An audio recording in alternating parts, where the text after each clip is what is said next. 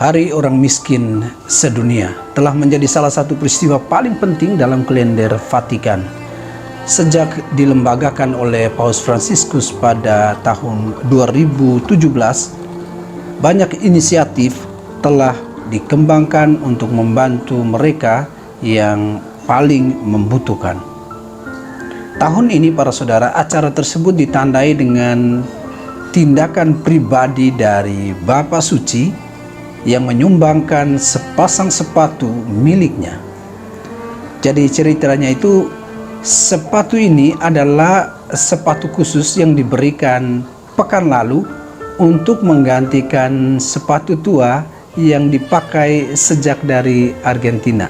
Lalu Bapak Suci menerima sepasang sepatu baru berukuran atau bernomor 42. Mengingat bahwa tanggal 17 November adalah Hari Orang Miskin Sedunia yang digagasnya, maka beliau atau Bapak Paus ini menyerahkan sepatu tersebut kepada Apostolik Almoner atau Diskateri Amal agar bisa diperuntukkan kepada siapapun yang membutuhkannya. Lalu yang menarik bahwa Giuseppe ini seorang tunawisma yang tinggal di jalanan kota Roma selama bertahun-tahun.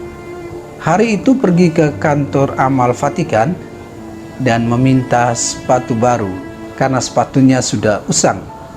Dia segera menerima sepatu itu dari Bapak Suci yang kebetulan ukuran nomor atau ukuran kaki mereka itu sama.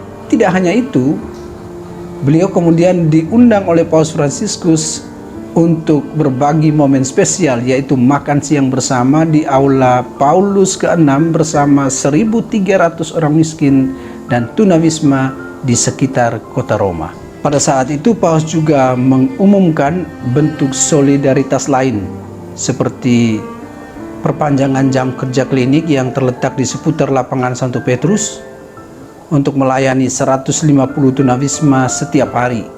Para saudara-saudara terkasih, memang banyak sekali sebenarnya di kota Roma orang-orang miskin dan tunawisma ya. Saya sertakan satu video ketika saya berada di kota Roma dan saya menggoda para penjual selendang. Ini saya temukan saat itu seorang penjual selendang dari India. Dan ketika saya sedang menawarkan barang-barangnya itu, anaknya nelpon karena sakit. Dan memang benar bahwa di kota Roma itu banyak sekali orang miskin dan tunawisma.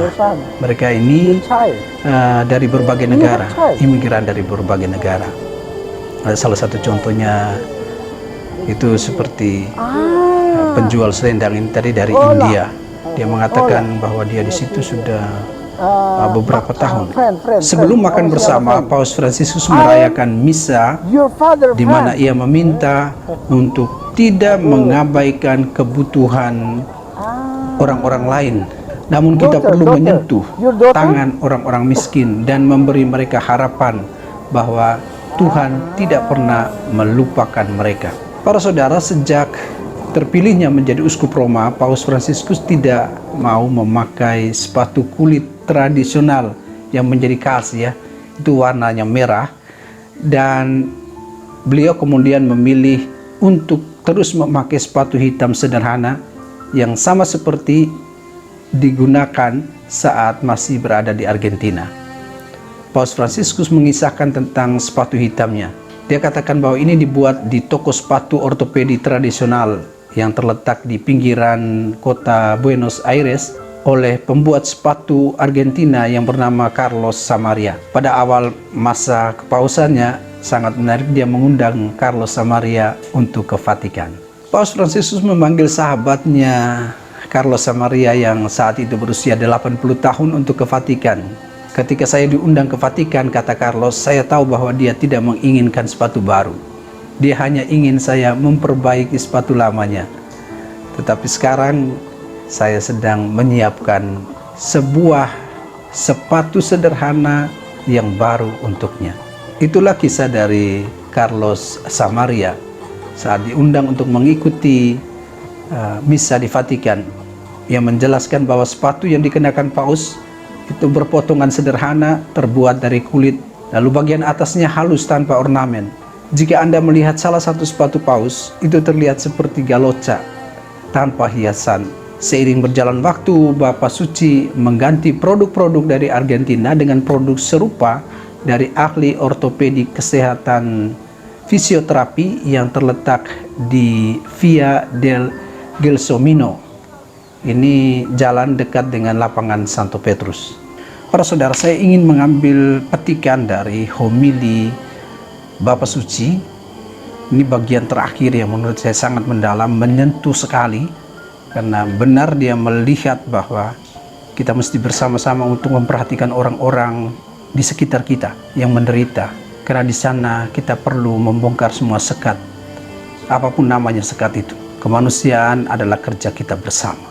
En este tiempo en el que canto de esperanza parece ceder el puesto al estruendo de las armas, el grito de tantos inocentes heridos y al silencio de las innumerables víctimas de las guerras.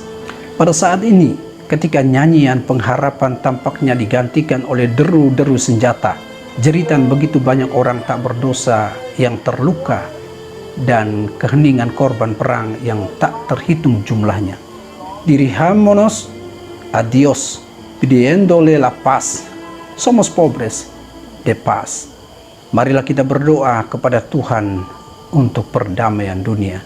Alcemos las manos para acogerla como un don precioso y al mismo tiempo comprometámonos por restablecerla en el día a día. Kita adalah orang-orang miskin dalam damai.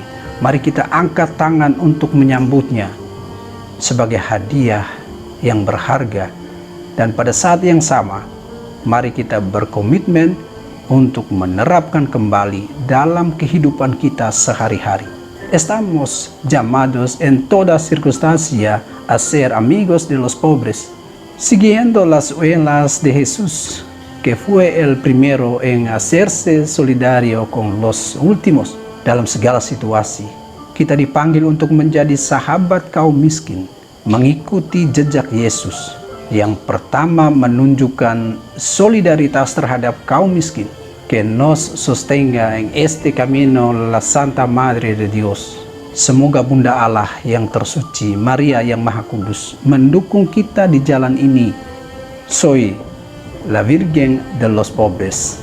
A ella, a quien Dios ha mirado por su humilde pobreza, obrando maravillas en virtud de su obediencia, confiamos nuestra oración, convencidos de que subirá hasta el cielo y será escuchada. Maria mengatakan, akulah perawan orang-orang miskin.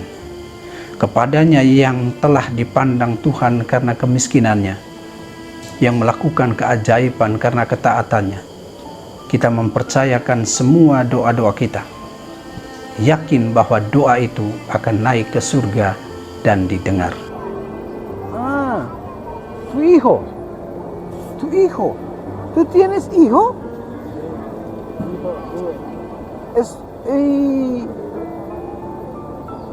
¿Cómo es?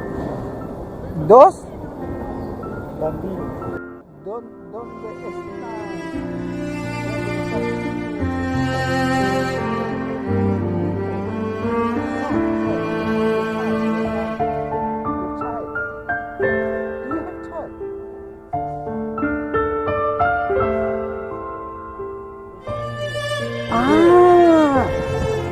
Hola.